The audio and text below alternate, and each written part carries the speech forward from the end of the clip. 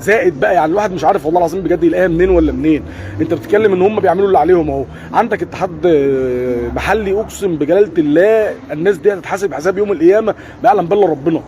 لان الدنيا كلها بتتفرج على فريق صن داونز، وكله بيسخر له اللي هو عايزه، بيدخلوا المشجعين بدون تذاكر، الدخول مجانا، عاملين لهم حفله وعشان يستقطبوا الجماهير. احنا مش محتاجين حفله عشان تستقطبنا، انت بس سهل لنا الدخول، سهل لنا الدخول. مش لما بتيجي عندنا مباراه بتيجي بتمن علينا ب 10000 وبتبهدل كل واحد داخل، وكل واحد داخل بيطلع عين اللي خلفوه وبيصرف فلوس من جيبه وبيتبهدل وبيتمرمط، وفي الاخر 10000. يا عم دخل لي يا عم المدرجات، يا عم المدرجات دي قسما بالله معموله لام الكوره، الكوره معموله للجماهير، هي دايره واحده، انتوا عمالين تقطعوا في الدايره ليه؟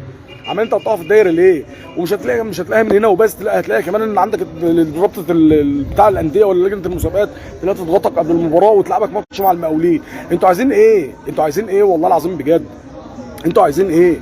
الحاجات دي اقسم بالله ما بتحصل مع اي نادي في العالم. نلعب مع فريق زي صن داونز، نلعبوا الساعه 3 ونلعبوا على ملعب غيط، وعندنا يلعبونا مع المقاولين قبلها ب3 4 ايام، اللعبه ما تلحقش تسافر، والمدرجات عندنا خاويه، المدرجات عندنا يوم ما بيمنوا علينا بيقولوا لنا 10000 وكده، يعني عايزيننا نبوس ايديهم. الكره يا جدعان اقسم بالله للجماهير، منظر الجماهير في الملعب قوه النادي الاهلي واي نادي، حتى نادي الزمالك، اي نادي في مصر قوته قسما بالله في الجماهير. كان اي فرقه في افريقيا كلها كانت بتيجي استاد القاهره بتشوف منظر الجماهير، قسما بالله كان رجلهم بتخبط في بعض، من منظر الجماهير قبل اللعيبه. لعيبه مقصره، لعيبه عندنا في تقصير كتير من اللعيبه، ولاعيبه مش قد تيشيرت النادي الاهلي وكل حاجه، بس برضه الجمهور ده عامل مهم جدا يا عم، والله العظيم هو اللاعب رقم واحد.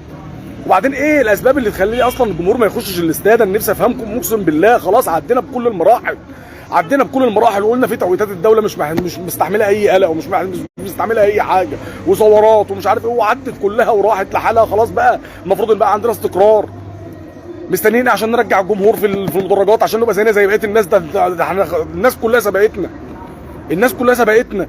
اتفرج على اي مباراه، قسما بالله لما بتفرج على اي مباراه في الدوري التونسي ولا الدوري المغربي ولا الدوري السعودي ولا الدوري الاماراتي، كل الناس دي مع كامل احترامي ليهم، احنا سابقينهم، واحنا اللي معلمينهم يعني ايه اصلا تشجيع في المدرجات، واحنا اللي معلمينهم كل حاجه تتعمل في المدرجات. اتفرج عندهم قسما بالله وفي كل حته، حتى البلاد اللي كانوا بيشبهونا يقول لك اوعى تبقى زي اليمن ولا العراق ولا ليبيا، قسما بالله مدرجاتهم مليانه. احنا ليه مدرجاتنا مش راضيه تتملي؟ انا هتجنن اقسم بالله، ليه مدرجاتنا مش راضيه تتملي؟ ايه السبب؟ خايفين من ايه؟ من الجماهير رايحه تشجع كوره، جماهير رايحه تستمتع بالكوره، جماهير رايحه تساند فرقتها. انت خايف من ايه منهم؟ انت مش عايز تدخلهم ليه؟ انت بتتدخل عليهم في الدخول ليه؟ انا مش فاهم.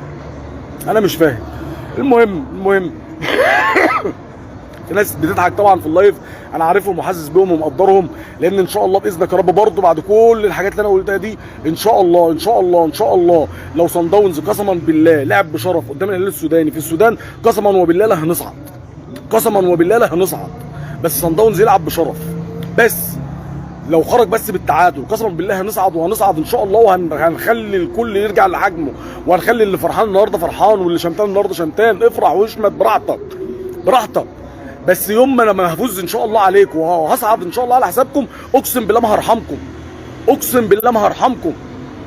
اشمتوا النهارده براحتكم، وافرحوا النهارده براحتكم، واعملوا ما بدلكم، بس الايام دول والايام بتيجي ما بتروحش، واللي جاي احسن ان شاء الله دايما باذن واحد احد. وشكرا لكم والسلام عليكم ورحمه الله وبركاته.